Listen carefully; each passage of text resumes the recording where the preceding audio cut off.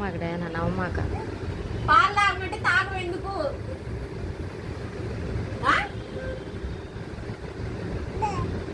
ఏంటి పే ఏంటి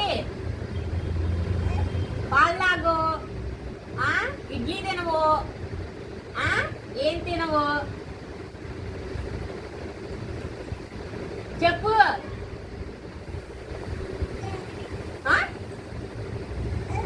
ఏంటి నువ్వేంటి